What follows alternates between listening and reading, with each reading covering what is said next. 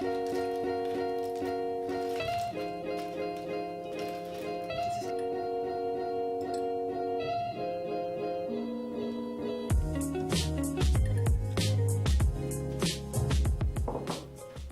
more people knew or understood endometriosis, then women would not have to suffer as much as they do.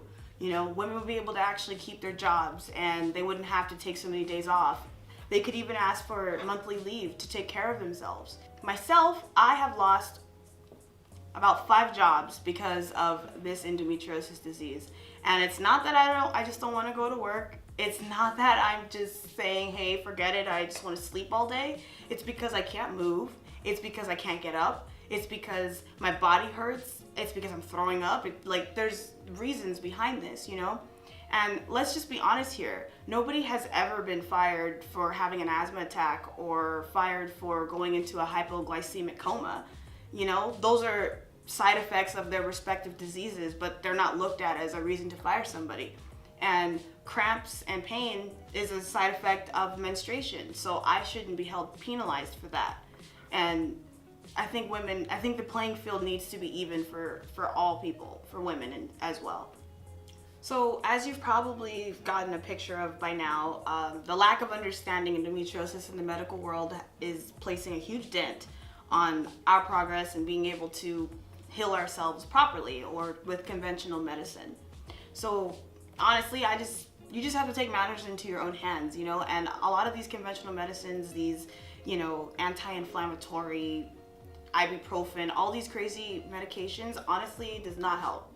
Okay, I'm not a doctor, but I can tell you it didn't help me. You know, all it did was make my symptoms worse. You know, I would be throwing up. Like, I would be fine for the whole day, and then if I take an ibuprofen because my head hurts or because my body is hurting, now I'm throwing up, now I'm this, now I'm that. It's bringing on all these extra problems. So you have to take it into your own hands. And you know, endometriosis is a chronic disease, it's incurable. So even if you do go through the laparoscopic process and you get all of the endometrium removed, there's a possibility that it could still return. So it takes, you know, a process. You kind of have to keep going through it and figure out your own little system for what works. And that's what I'm going to share with you guys right now. Still remember to keep in touch with your gyno because you want to work in collaboration, not against them. Personally, I really don't like using conventional medicine, but if I have an ailment or a pain or something is going on and I don't understand it, go to the doctor. Like, I'm gonna go to the doctor and figure out what it is. And then once you have your diagnosis, you can take it and figure out how to prescribe your own little set of your little routine to keep yourself and subdue your symptoms. So I'm gonna share with you some remedies that I use for myself that are really beneficial in subduing my symptoms. It's not going to take away endometriosis, but like I said, it's something you have to live with, so you have to learn how to manage it in your own way. And I've found 2 ways that have been the most beneficial to me. You don't have to do it, you know, but it's been working out for me, and I hope that it can give you some peace of mind also. So my first remedy that I started doing is something called the low FODMAP diet.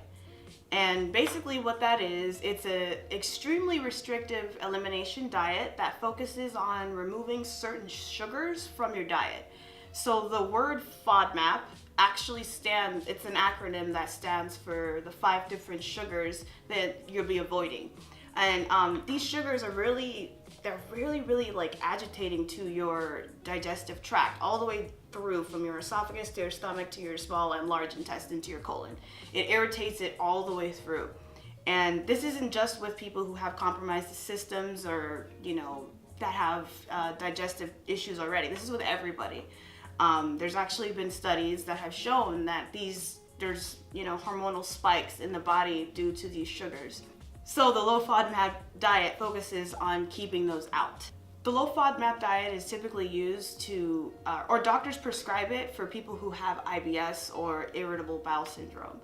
And when I heard this was like my moment of clarity, because every time I would go to the doctors and they wouldn't have an explanation for me, and they ran 100 million CT scans on me and have found nothing, that was kind of like the last thing that they were like, oh, well, you must have IBS. And so a lot of the symptoms that happen from IBS are very similar to the symptoms of endometriosis. So I just figured, hey, let me just put 2 and 2 together. Let me see if it's gonna help. If it's gonna help me. If I try this diet out, if it's gonna help. And oh my God, it helps so much. It really was like the best thing that I have ever done. And it is really restrictive, and it is really like it kind of sucks a little bit. But you only do it for a certain amount of time. It's kind of, think of it more like a detox. It's not really like a diet where you change forever. So when you cut out these foods, you kind of start to kind of play trial and error with what food sensitivities you have and don't have. You know, and through this diet, I was able to find out myself that I have a huge sensitivity to like meat and dairy. So I cut, okay, well, I didn't cut the dairy out. I'm working on that one. But I cut meat out, and ever since I cut the meat out, it really made a difference in my body. So I did the FODMAP diet for 30 days. It started off as 2 weeks, just to kind of, and it was strict. You do it cold turkey. I'm sorry, you have to do it cold turkey, because you really need to start the detox like right then and there. You can't just slowly wean it. Like, you gotta cut it out.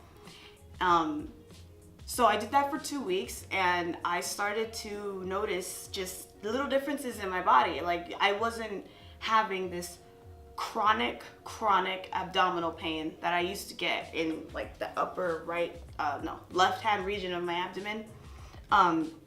It would be every single day, 24/7, all the time. And I'd never understood what the heck it was and why it was bothering me, but it was such a painful, gnawing pain constantly. But once I started this diet, I kid you not, it went away within like the first 3 days.